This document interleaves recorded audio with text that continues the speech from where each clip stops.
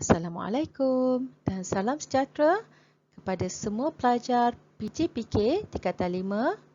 Hari ini kita akan teruskan pembelajaran kita untuk tajuk baru iaitu Pendidikan Kesihatan Reproduktif dan Seksual, siri pertama. Standard pembelajaran untuk hari ini 1.1.1 menyatakan hak kesihatan reproduktif dan seksual.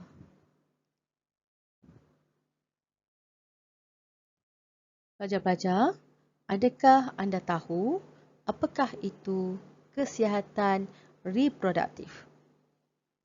Kesihatan reproduktif bermaksud keadaan individu yang sihat fizikal, mental dan sosial serta bebas daripada penyakit yang berkaitan dengan sistem reproduktif.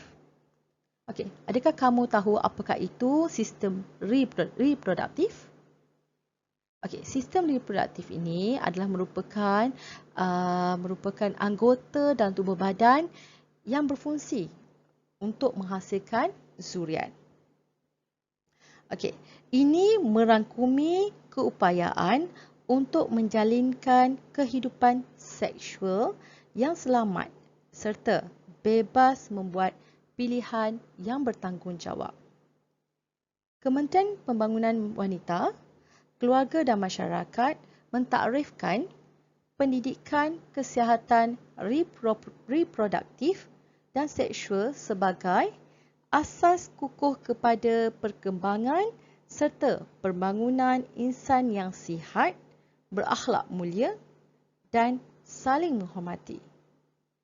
Okey? Okey. Sebelum cikgu menerangkan lebih lanjut berkenaan hak untuk pendidikan reproduktif dan seksual, cikgu ingin bertanya kepada pelajar-pelajar, adakah kamu tahu apakah itu reproduktif? Okey, reproduktif merupakan anggota dalam tubuh badan yang berfungsi sebagai menghasilkan zuriat. Okey, jadi kamu sebagai pelajar berhak untuk mendapat pendidikan reproduktif dan seksual. Ya, yang pertama kerana remaja harus dibimbing cara mengamalkan gaya hidup yang selamat dan sihat dari segi jasmani, emosi, mental, rohani dan sosial.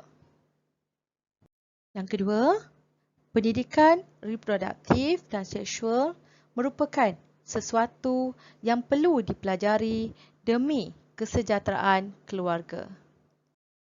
Yang ketiga, pendidikan reproduktif dan seksual merupakan satu proses pembelajaran sepanjang hayat, merangkumi aspek biologikal, sosio-budaya dan psikologikal. Apa yang kamu faham berkenaan biologikal? Biologikal adalah pengetahuan atau ilmu berkenaan dengan kehidupan, ya, makhluk hidup. Manakala sosio-budaya merupakan hubungan masyarakat dan juga budaya. Manakala psychological merupakan gabungan ilmu sains minda dan tingkah laku, ya, di mana ia akan mempengaruhi perbuatan dan perasaan seseorang.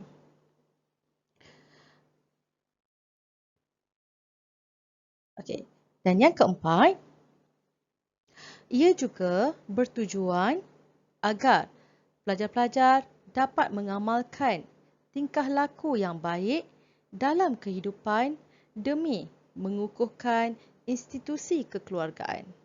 Seterusnya, cikgu akan berikan kepada kamu 3 contoh hak kesihatan reproduktif dan seksual. Contoh yang pertama adalah hak untuk hidup, kebebasan dan keselamatan. Maksudnya, memberikan hak kepada yang berhak menerimanya, serta mengenakan hukuman kepada manusia yang bersalah demi memastikan kita dapat hidup dengan bebas dan selamat. Ia juga merupakan konsep persamaan hak perlu diamalkan dalam kehidupan manusia yang terdiri daripada pelbagai etnik, bangsa dan keturunan. Kita berhak untuk hidup aman damai dan bergerak bebas tanpa rasa ketakutan. Okey, seterusnya, contoh yang kedua adalah hak untuk kesamaan gender dan tidak mendiskriminasi. Okey, apakah itu ya? Okey, kesamaan gender. Pelajar-pelajar tahu apa itu gender? Gender ini adalah jantina, ya, iaitu kita ada gender lelaki dan perempuan, ya. Jadi pada masa sekarang kita memberikan kesesamaan dalam gender, ya. Dan tidak mendiskriminasikan ini bermaksud tiada pilih kasih. Maksudnya kita lebih bersikap adil, ya. Okey.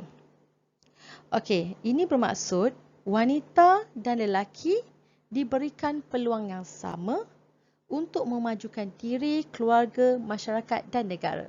Ya, bukan seperti dulu di mana wanita hanya dibenarkan bersekolah pada satu peringkat saja kerana akhirnya dianggap akan ke dapur saja, ya.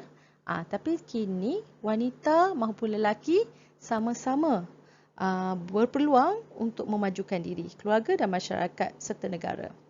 Okay.